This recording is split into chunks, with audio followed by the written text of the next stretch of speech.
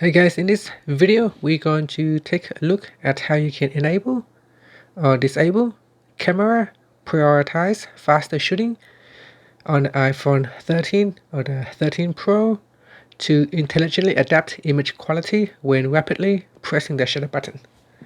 Now first let's go back to your home screen by swiping up at the bottom of the screen.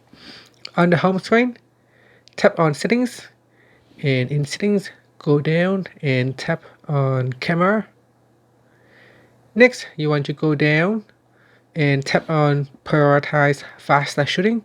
Tap on the switch to turn it on or turn it off.